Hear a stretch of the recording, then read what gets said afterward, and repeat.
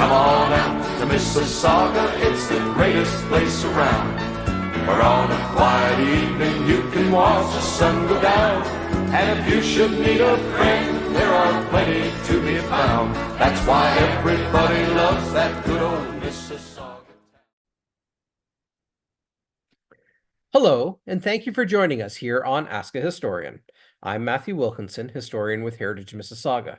Please send in your questions to history@heritagemississauga.org as we explore the fascinating stories of Mississauga together. Like, subscribe, and follow us and stay up to date on all the heritage happenings with Heritage Mississauga.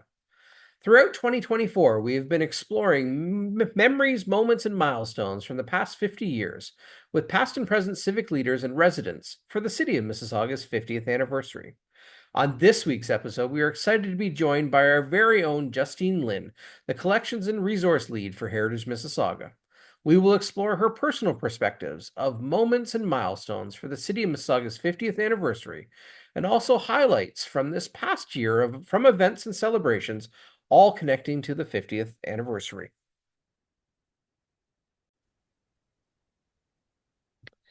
Well, thank you, Justine, for joining us here on this special episode of Ask a Historian for moments and milestones on the city's 50th anniversary.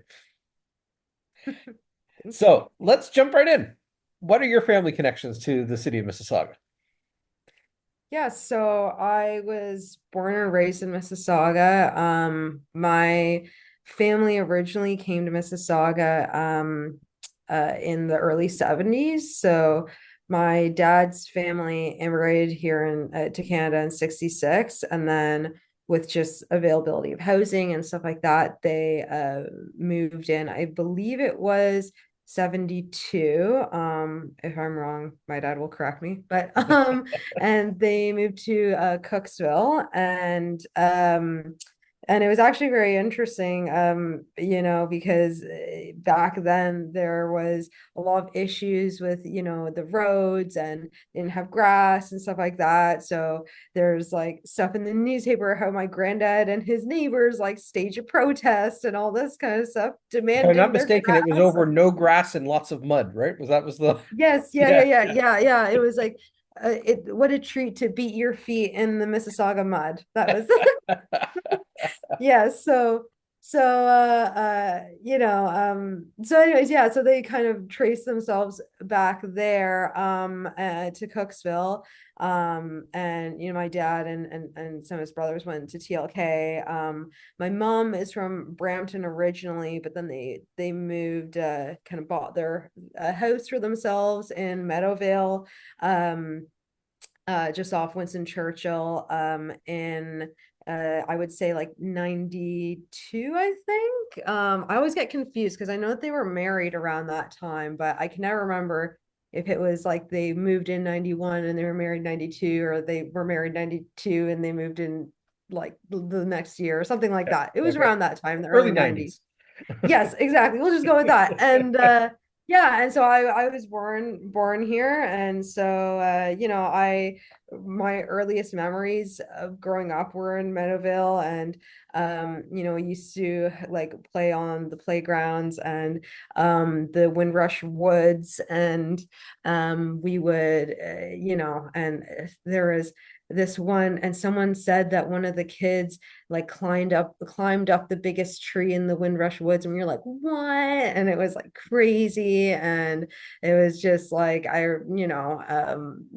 I have a lot of memories of just like exploring that wooded area and just being like, wow, like this is like wilderness, like there's like never an end to it. And of course now when you grow up you're like, oh, it's actually pretty small, but but then or even just like, oh yeah, we're gonna go and to a walk in like Aquitaine. It's like, wow, that's so far away, but actually it's like right down the street.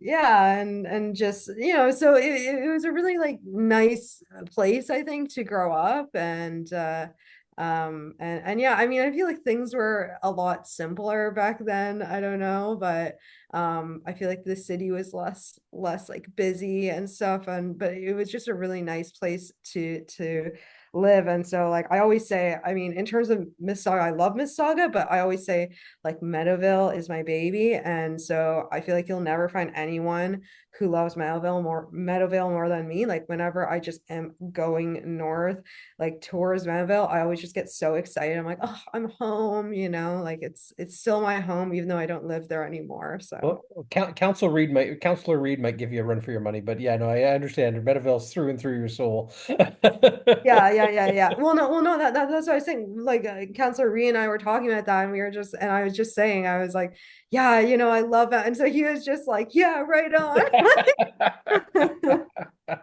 So, Meadowvale is one of those treasured parts of our city, and we live in a city. People refer to Mississauga, of course, as a city of villages, and I kind of like that idea, but more of a city of communities. And Meadowvale had its unique community, a unique spirit to it, and as did other places in the city. And so, I always think of those like Meadowvale. Your stories of growing up in Meadowvale. I'm a new resident of Meadowvale. I didn't Yes. grow up here, but I now live in Meadowvale. But it really does help anchor the evolution of our stories. Like, I know you're part of a younger generation from many of those we've interviewed with this series, but you grew up and watched that city grow, watched that part of our city grow around you at the same time.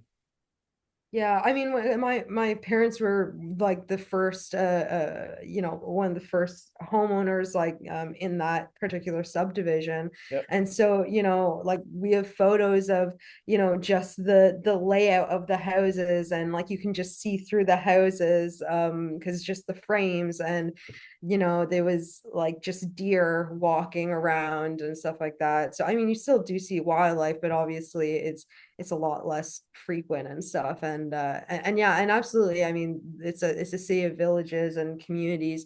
And so very much so, when people say, where are you from, I'll say, oh, Mississauga. But then if they're from Mississauga, I'll say I'm from Meadowvale. And so that's how I always say, I'm from the north. And so that's how I'll explain myself. And so I never knew what was happening in like Port Credit. I hate to say it, I didn't have a car when I was 6. Like I had no idea what was happening there.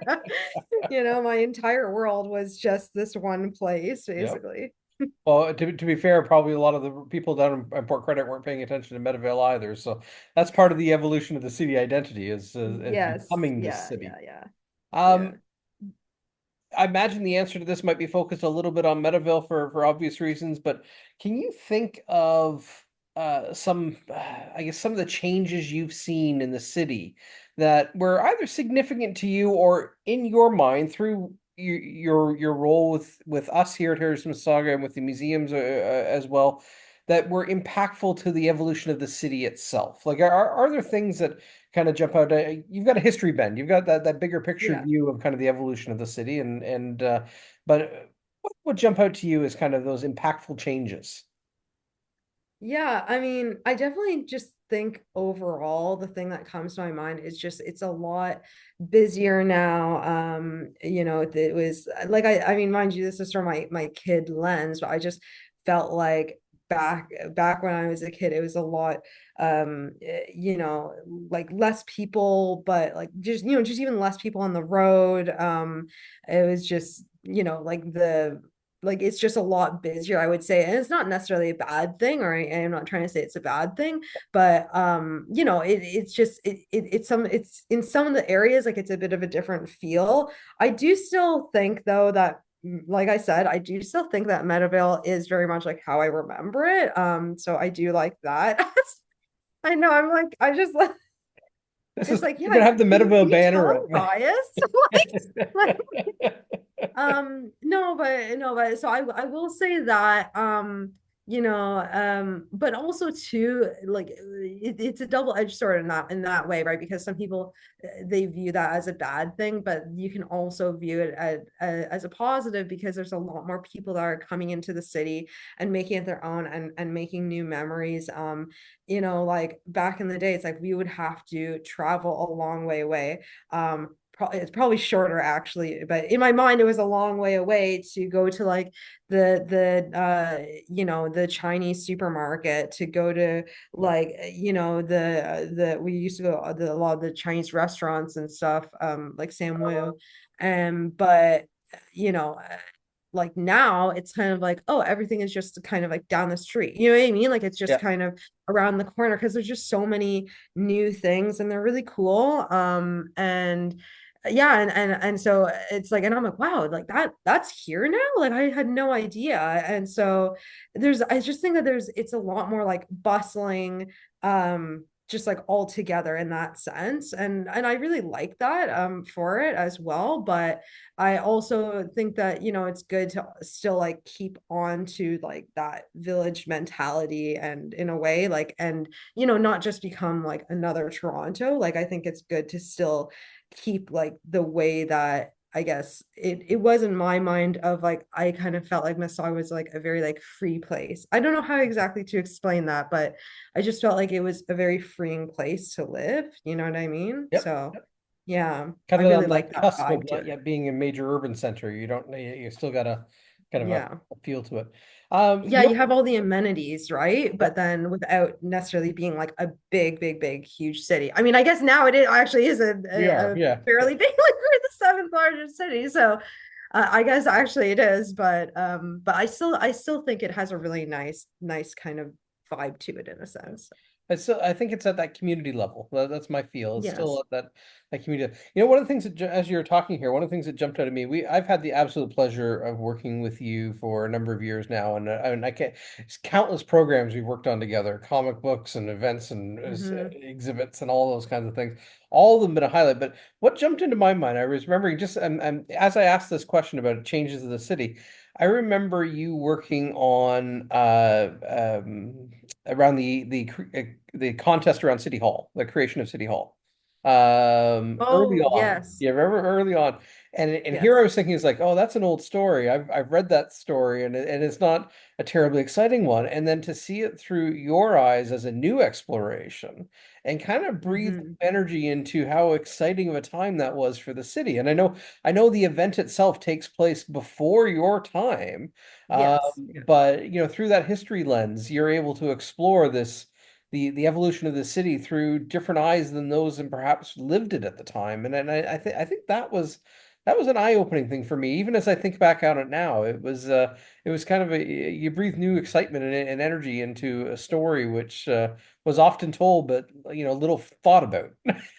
So Yeah. yeah, Yeah, I no, think absolutely. that's Yeah, the I mean, fun and too. everyone brings their own lens to it and stuff. And Yeah. a lot of it comes from even just my parents, like talking to especially my dad, because like I said, like he wasn't born here, but he was raised here for a lot of his life. And so he also has a really great appreciation for the city. And so he would always tell me, these things and like, driving into Square One, and it was like, it's in the middle of nowhere, like there's nothing around. Like, what's this random thing, right? And so it's like it's kind of it's in my psyche in a way, and I'm just like, oh wow, like that's really interesting. Like let's kind of take that apart and yeah, and just like viewing it from in my mind, I'm like, what do you mean there's nothing around Square One? Like, what do you mean by that? Right. So it just viewing it from a different lens, I think is really interesting. And there's tons of things like that you and I have just talked about Yep. in the office. We were just talking about, Victor Vignali earlier today and stuff, and just like taking different looks at the same things. And so in a way, it's like even if we like we won't ever do this. Like we won't ever do it. So let's just say we literally research every single thing in the city. Like we could still go back and look at the same thing again, even 5 years later and be like, huh, like that's Different perspective. interesting little Yep. thing there, you know what I mean? And breathe new life into it. So,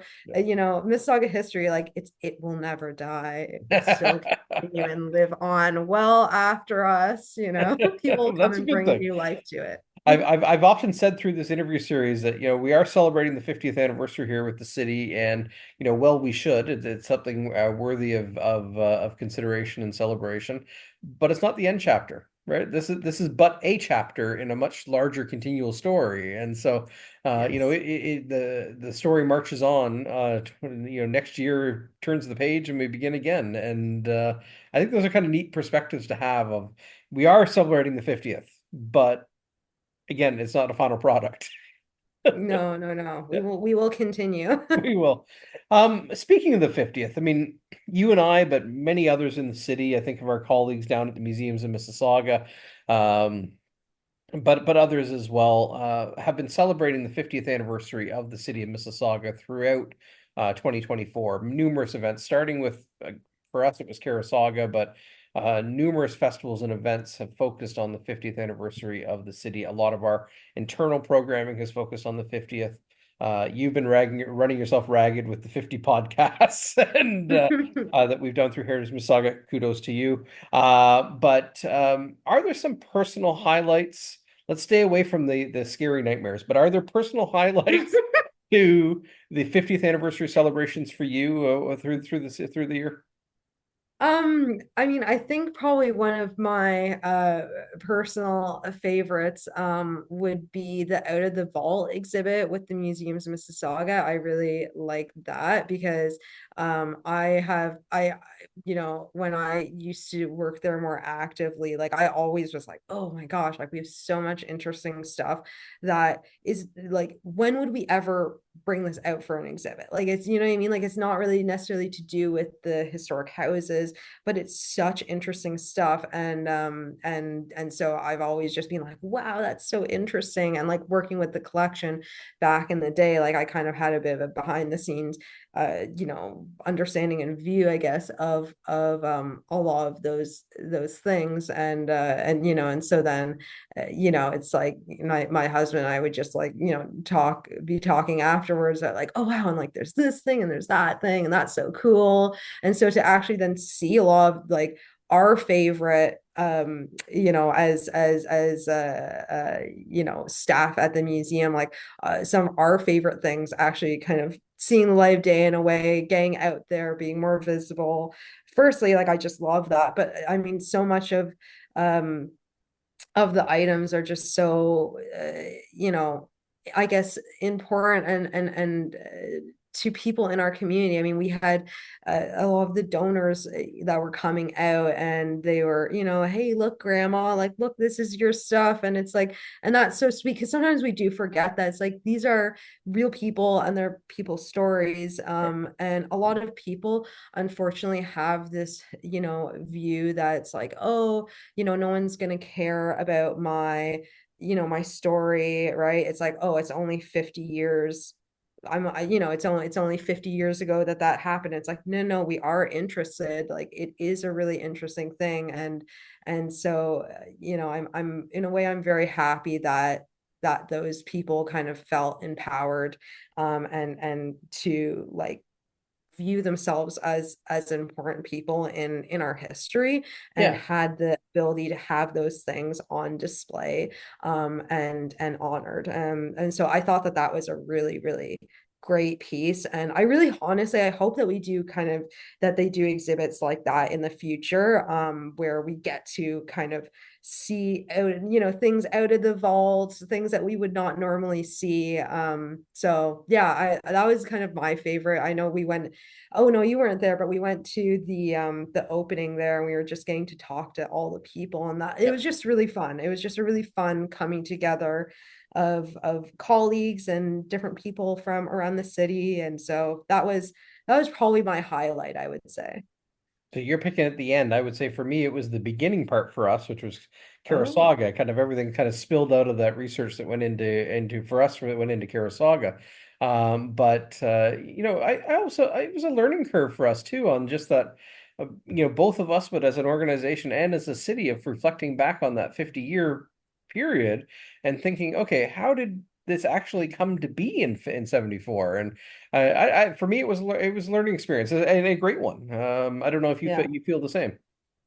Yeah, no, absolutely. I mean, but also too, I think that like because it was, people say only 50 years ago, right? Then people sometimes don't really think like that is, I guess, like of interest to us history people, Yeah. right? So, and we're like, no, no, it is. And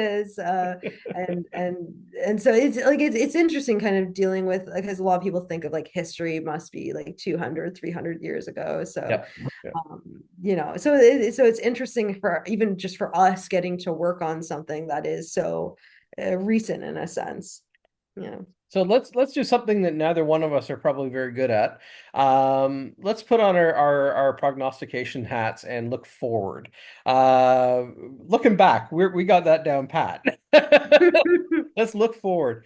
Um, what wish would you have for the city of Mississauga or Meadowville, uh, for the future that is coming to us over the next next year, next 50 years? Can you give us a vision or a wish for the city? Well, it's kind of interesting because I was talking to a friend a little while ago, and I think, and I was talking earlier about how, when you're out of the country, right, you just say, "Oh, I'm from Toronto," because people know that, and so you don't really bother with the Mississauga necessarily. But I was talking to a friend who was saying, "Oh no, I know people know Mississauga, like they'll be, in, like, I don't know, like Hamilton or something. So people would know Mississauga, but then they still say they're from Toronto. I'm like, no, no, no, like say that you're from Mississauga, right? So like, because I think people think like, oh yeah, I'm just from Mississauga and stuff like that. And so it's like I kind of hope that we continue to like have pride in Mississauga as a city and own that as Mississaugans. And just keep alive the things that make the city great, and just really like be proud of who we are and kind of our experiences, because we're not Toronto actually.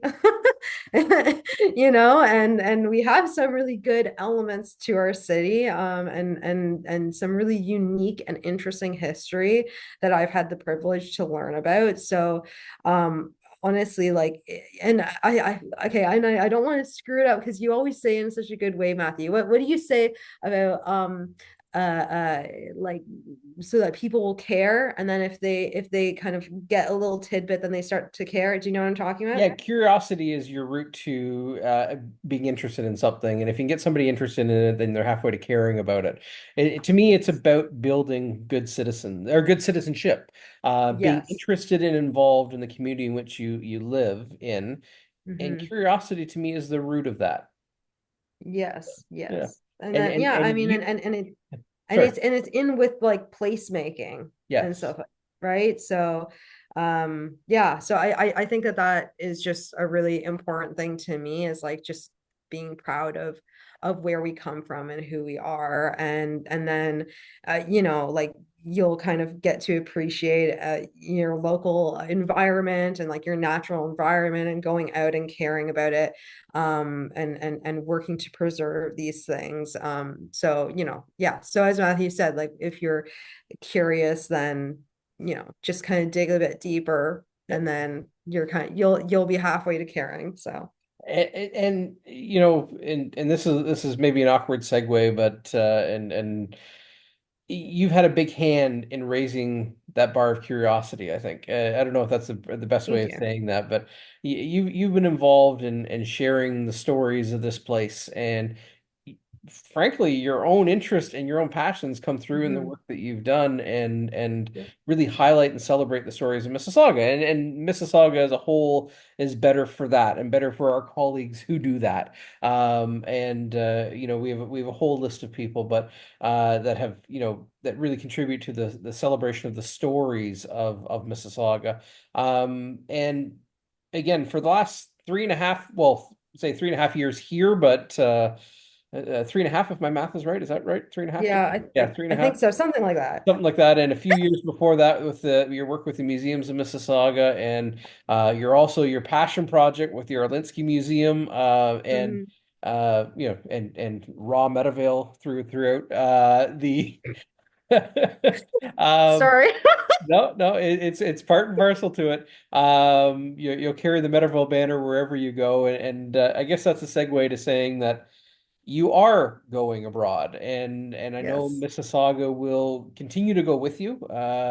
But for us, it's a fond farewell and a thank you for the work you've done. And can you touch on a few of those experiences as you one door closes and another door opens, and we're excited for the opportunities that lie before you. And they are Mhm. beyond at this moment, though they're beyond the borders of Mississauga. But Yes. can you touch on a few of your own personal highlights from exploring and sharing Mississauga stories? Okay. I'll try to keep it brief, Okay. but no, okay. No, but yeah, so I think probably doing the Black history research has been really, really interesting. Because I really was wanting to fill the gaps in our research kind of after the 19th century. So that has been really interesting to kind of do more research and look, looking at some of the stuff that we've currently done, but kind of putting it into context as well. So that's been really interesting, and just so many like stories of perseverance, but also good news stories as well. So I really enjoyed doing that. I really enjoyed also researching the early Chinese connection in Mississauga, during the exclusion era. And so we worked with intern Dasan Babakan. And I should also say we worked with a summer student as well with the Black history research, Rachel McCollum. So I'm not alone, by the way, in any of these things. I can't claim, sole authorship of any of these things, but that was just, the Chinese research was absolutely fascinating as well. And so like a lot of these things are new research that was never really done before. And so it was really invigorating, but it was also really challenging and really difficult. And we had to be very, very creative in how we were looking for these things. So that was a big professional challenge. But like that's kind of the best part about doing a lot of this is like I could get my teeth into this into these things, working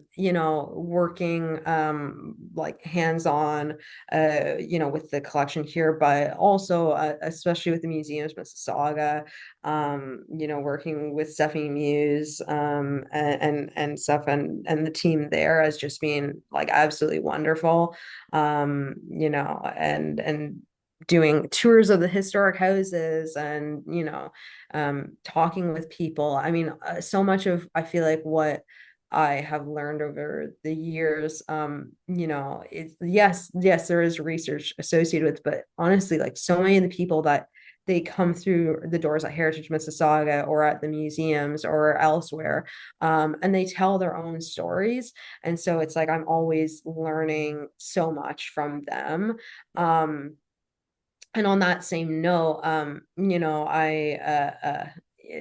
up until, well, when I'm kind of heading off, I've been coordinating all of our volunteers, and so I've been getting to know the volunteers personally, and so that's kind of been one of the most, like, I feel like, challenging things, is to say goodbye to so many of these people that I'm have become friends with, basically, and just like learning from them and their interests. It's been really, really wonderful. So like I have met so many people and will miss so many people when I move on. Basically, those are kind of, I guess, some of my biggest highlights for sure. I was going to say the magnetism that, you find interest in other people and they're drawn to you. That's a skill set that goes with you. And we wish you nothing but the best for the future. And truly thank you for it's such a small word to say, but you've done so much to, here at Heritage Mississauga, but the Yeah. stories we share abroad, the stories of our community. It's your departure leaves a big hole, but a big thank you for the work that you have done as well. And I think that's really kind of something to celebrate. I'm so glad you were here for throughout the 50th anniversary, and a way to Yes. reflect on that, because you did a ton of work for the city, for us here at Heritage Mississauga, on the history of the last of the city of the last 50 years. And again, on to big new opportunities. Yes. And we wish you nothing but the best. And just, thank you for spending some time with us here and going down memory lane and having some fun. And like I said, holding the Meadowville flag high. It's wherever you go. Sorry, I didn't mean to be so Metaville It's all forward. good. It's all good. Meadowville needs some I love speak too. of history on other things as well, just by but I think as well though, like after you go eventually one day, we don't want to think about that day ever, but like we're all gonna have to move on, and at some point, Yeah. and there's gonna be new people that come along, and like I said earlier, I've met so many people that I'm kind of going like, oh yeah, like keep an eye on them because they're going places, and they're gonna bring new life, and new energy and perspectives, like just in the same way as how you said were saying about me, how I kind of did that Yeah. as well. So it's gonna be interesting going forward. I suspect. It is. It is. Well, with that, Justine, just thank you. Best wishes. It's been a blast of a 3.5 years working here. I know it's not goodbye. Orlinsky is still going to draw you. You're getting around Yes. Mississauga. Yes. What was it? There's an old adage or something, but maybe we can make an ad lib to it. But you can take the person out of Mississauga, but you can't take Mississauga out of the person. So wherever you go, carry Mississauga with you, and I hope you continue on the realm of finding Mississauga wherever you are. And, Yes, yes. I know you're very good at that. well, I'm going to pass it to you. You got to find that down in Okay. Norfolk and Simcoe and beyond. But anyway, thank you very much, and all the best moving forward. Thank you.